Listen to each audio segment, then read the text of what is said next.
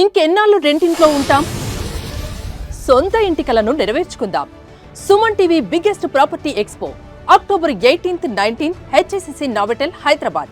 ఇప్పుడే free entry కోసం call చేయండి. Welcome to Suman TV. This is Satyam Prasad. మనం చిత్తూరు నగరంలోని 41వ డివిజన్ లిల్లీ బ్రిడ్జ్ కింద ఉన్న నీవా నది ప్రాంతంలో ముంపు ప్రాంతంలో నివసిస్తున్న సుమారు 1000 కుటుంబాల దగ్గర ఉన్నాము. ఈ 1000 కుటుంబాల సభ్యులు కూడా మనతో మాట్లాడుతూ గతంలో వచ్చిన వరద పరిస్థితిలో భాగంగా నీవా నది మునిగిపోయే పరిస్థితి వచ్చిందని, అప్పట్లో వారు పునరావాస కేంద్రాన్ని జైహింద్ స్కూల్లో ఏర్పాటు చేస్తారని గత ప్రభుత్వం, కానీ వాళ్ళు నివాస ప్రాంతాలకు యోగ్యంగా లేని ఒక కొండగుట్టల్లో ప్రాంతాలని వాళ్ళకి కేటాయించడంతో వాళ్ళందరూ కూడా దాన్ని వద్దని చెప్పి వారు ముభావంగా చెప్పడం కూడా జరిగింది. ఇదే నేపథ్యంలో వారికి కావాల్సిన మంచి ప్రదేశాన్ని వాళ్ళు ఏర్పాటు చేస్తే ఈ ముంపు ప్రాంతాల నుంచి ఖాళీ చేసి ఈ కుటుంబాలు కూడా సురక్షిత ప్రాంతాలకు వెళ్తామని కూడా వాళ్ళు తెలియజేస్తున్నారు. ఇదే నేపథ్యంలో ప్రస్తుతం వాళ్ళు దాదాపు 40-50 సంవత్సరాలుగా ఇదే ప్రాంతంలో బతుకుతున్నాము. కానీ ఇక్కడ రోడ్డు సౌకర్యం కానీ, కాలువ సౌకర్యం కానీ, లేదా ముఖ్యంగా లేడీస్కి ఒక మరుగుదొడ్డి సౌకర్యం కూడా లేదని, ఇక్కడ ప్రజాప్రతినిధులు వస్తున్నారు కానీ ఓటు బ్యాంక్ కోసమే వస్తున్నారు కానీ వాళ్ళకి కావాల్సిన సౌకర్యాలను కల్పించడం లేదని వాపోతున్నారు. ఇక్కడ ధోబిఘాట్ వరకు వస్తున్నారు కానీ లోపల ఈ కాలనీలో ఉన్న 1000 మంది కుటుంబాలను కూడా వాళ్ళు ఎవరు పట్టించుకోవడం లేదని ఈరోజు మీడియా ముఖంగా వాళ్ళు తెలియజేస్తున్నారు. ఇదే నేపథ్యంలో రోడ్డు సౌకర్యం కానీ, కాలువ సౌకర్యం కానీ, లేదా మంచినీటి తాగునీటి సౌకర్యం కూడా లేదు. కలుషితమైన నీరు తాగుతూ వాళ్ళకి మలేరియా, డెంగ్యూ వంటి రోగాలకు బారిన పడుతున్నారు. అదేవిధంగా నీవా నది పక్కనే ఉండడంతో ఇక్కడ విష పురుగులన్నీ వచ్చేసి పాము, తేలు వంటి పురుగులు వచ్చి దాదాపు చిన్నపిల్లలను కూడా కాటేసే పరిస్థితి వస్తుంది. ఇప్పటికైనా ప్రభుత్వ అధికారులు, ప్రజాప్రతినిధులు స్పందించి వారి ఏరియాను ఒకసారి విజిట్ చేసి ఇక్కడ కావాల్సిన సౌకర్యాలను వాళ్ళు ఏర్పాటు చేయాలని, ఇక్కడ నుంచి వాళ్ళని సురక్షిత ప్రాంతాలకు తరలించాలని కోరుతున్నారు. ఎప్పుడెప్పుడు వరదలు వస్తాయా, ఎప్పుడెప్పుడు వారు అరచేతుల్లో ప్రాణాలను బ్రతుకుతున్నామని వారు వాపోతున్నారు. ఇప్పటికైనా జిల్లా కలెక్టర్ స్పందించి వారి సమస్యలను పరిష్కరించాలని కోరుతున్నారు. లిల్లీ బ్రిడ్జ్ కింద ఉన్నాము. తోటపాలెం నీవా నది లిల్లీ బ్రిడ్జ్, దీని కింద ఉన్నాము. ఈ బ్రిడ్జ్ ని చూస్తే డ్యామేజ్ అయిపోయింది.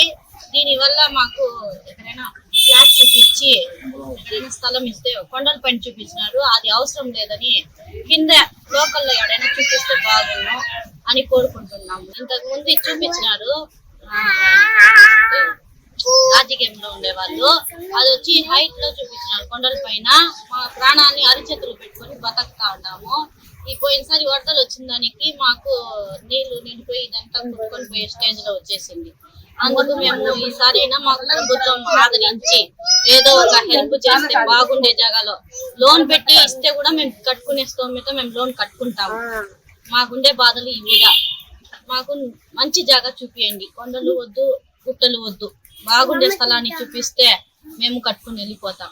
సార్, ఇంత ముందు మాకు వరదలు వచ్చినాయి. వరదలు వచ్చినప్పుడు మేము గవర్నమెంట్ జాగా అడిగినాము. ఎత్తుకొని పోయి ఒక కొండలు చూపించినారు సార్. అది చేసేదానికే 1,00,000 రూపాయలు అవుతుంది. మాకు శక్తి లేదు.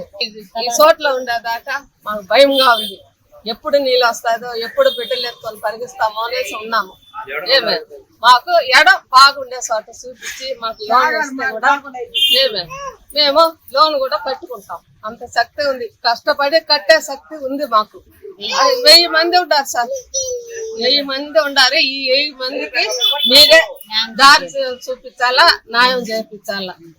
చూస్తారో పూడుస్తారు, మాకెవరు ఏం చేయలేదు.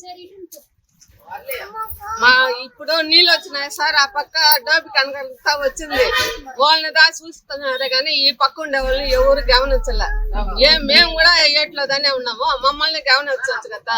నేరుగా పోతారు, నేరుగా పూడుస్తారు. ఈ బ్రిడ్జి లేకపోతే రేపు పడిపోయేట్టుగా ఉండదు. మాకు భయంగా ఉండదు. పిల్లకాయలు కూడా ఎత్తుకొని ఆ పక్క పోయేదానికి కూడా భయంగా ఉంది.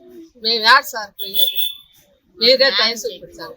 பக்கத்துல நாங்க வீடு கட்டினுக்கிறோம். மட்டை வீடு, எங்களுக்கு தண்ணி வந்தாலும் ஆத்திரம் எது வந்தாலும் எங்களுக்கு யாரும் பாக்குறோம் இல்லை. 35-40 வருஷமா இங்கேதான் இருக்கிறோம். நாங்க எங்களுக்கு எல்லாம் கஷ்டமும் ஜாஸ்தி ஆகுது. எப்படியா தண்ணி வந்தாலும் எங்களுக்கு யாரும் எதுவும் கவனிக்கல. நாங்க பாட்டுக்கு நாங்க இருக்கிறோம். என்னன்னு கூட கேட்கல. அந்த பக்கம் தண்ணி வந்தா மட்டும் பெரிய பெரிய ஆளுங்க அதிகாரிகள்லாம் அங்கதான் போய் கேட்கறாங்க. எங்களை யாரும் வந்து கேட்கல. இந்த பக்கம் நாங்க ரொம்ப இதுல இருக்கிறோம். பிரிட்ஜிங்கெல்லாம் ரொம்ப இதாயிட்டு, டேமேஜ் ஆயிட்டு, பசங்களை வச்சு ரொம்ப கஷ்டப்படுறோம். வீட்டுல பாம்பு தேனுங்கெல்லாம் வருது. கொஞ்சம் தான் மிஸ் ஆயிடுச்சு எங்களை கடிக்கிறதுக்கு. நாங்க பார்த்து உடனே எங்களுக்கு அதுக்காண்டி நாங்க அடிச்சு போட்டோம். இந்த மாதிரி எல்லாம் நாங்க வாழ்ந்துக்கிறோம். பக்கத்துல பாத்ரூம் இல்ல, ஒரு லீட்டருக்கு எந்த சௌகரியமும் இல்லாத நாங்க வாழ்ந்துக்கிறோம். எங்களுக்கு எது காமிச்சா மலை மேல காமிக்கிறாங்க. அந்த மலையை ஒடிச்சு நாங்க எங்க வீடு கட்டிக்கிறது, மலையை ஒடிச்சு கடகால் போடுன்னு கேக்குறாங்க. நாங்க அந்த அளவுக்கு வசதி தான், நாங்க ஏன் அங்கே இருக்கிறோம். இடம் வாங்கிட்டு வேற எங்கன்னா போக மாட்டோமா? இந்த மாதிரி எல்லாம் எங்களை கேக்குறாங்க. நாங்க எங்க போய் நிக்கிறது, எங்களுக்கு யார்கிட்ட சொல்றது எங்களுக்கு தெரியல. நாங்க ரொம்ப பாதப்பட்டுக்கிறோம். நீங்க இதுக்கு ஒரு வெய் காட்டுங்க, நல்ல வெய் சொல்லுங்க எங்களுக்கு. எங்களுக்கு பெரிய பெரிய சாருங்க வராங்க சார், ஆனா எங்களுக்கு எதுவும் செய்ய மாட்டேன்றாங்க. செய்யறேன்னு சொல்லும் போது ஓட்டு போடுங்க நாங்க செய்யறேன்றாங்க, ஆனா எங்களுக்கு எது வரைக்கும் எதுவுமே செய்யறது இல்லை. ரோடெல்லாம் போய் பாருங்க எப்படி இருக்குது, ரொம்ப கெலீஜா இருக்குது. கொசுல இருக்கிறோம், நாங்க ரொம்ப பிரச்சனையில் இருக்கிறோம். தண்ணி வந்தா எந்த பக்கம் போகணுன்னு எங்களுக்கு வழி தெரியல. எங்களுக்கு எந்த சௌகரியமும் இல்லை. எங்களுக்கு எந்த சௌகரியம் இல்லாத நாங்க ரொம்ப அவஸ்தைப்படுறோம். இது வரைக்கும் 2வது முறை தண்ணி வந்துச்சு. அடுத்த டைம் தண்ணி வந்தா நாங்க எங்க போகணும்னு எங்களுக்கு தெரியல. 2வது முதல்ல தண்ணி வரப்போ எல்லா சாமானுங்க மொத்தம் எல்லாமே போயிடுச்சு. எல்லாம் போயிட்டு மறுபடியும் வாங்கி போடுறோம். எல்லாம் நாங்க கூலி வேலை செய்யறோம் சார். யாரும் இல்லாதவங்க தான் நாங்க இங்க இருக்கிறது. எங்களை கவனிக்க யாருமே வரதில்லை. இங்க வந்தாங்கன்னா அப்படிதான் போறாங்க, இப்படி வரமாட்டேன்றாங்க சார். இதுதான் எங்களுக்கு ஏதாவது நல்ல வழியில எங்களுக்கு ஒரு வழி காட்டணும். கேன்சல் பண்ணிட்டாங்க. 4 மாசம் ஆகுது. இந்த மாசத்தோட என்ன அங்க ரேஷன்ல கேட்டா கூட என்னன்றாங்க, உன் இதுல வரல, உங்க கம்ப்யூட்டர்ல லாக் ஆயிட்டு இருக்குது ரேஷன். நாங்க எப்படி அரிசி போடுறது உனக்கு? இல்ல அரிசி 4 மாசம் ஆச்சு, எனக்கு கொடுக்கறது கூட இல்ல. வருஷம் இருக்குது. எனக்கு பென்ஷன் இல்லை, குழந்தைங்க யாரும் கிடையாது. நான் ஒரே ஆள் சிங்கிள் தான். என்னால் முடிஞ்ச வேலை வீட்டு வேலையாவது கடையில் தண்ணி போகிற வேலை செஞ்சுக்கிறேன். எனக்கு வரது மாதத்துக்கு 500-1000 ரூபாய் வருது. நான் வீட்டு வாடகை கட்டிவிக்கேன்னா என் வயிற்றுக்கு சாப்பிடுவேன். நான் 1.5 கிலோ பென்ஷன் கொடுங்க. எனக்கு யாரும் கிடையாது. நான் ஒரே ஒரு சிங்கிள் தான்.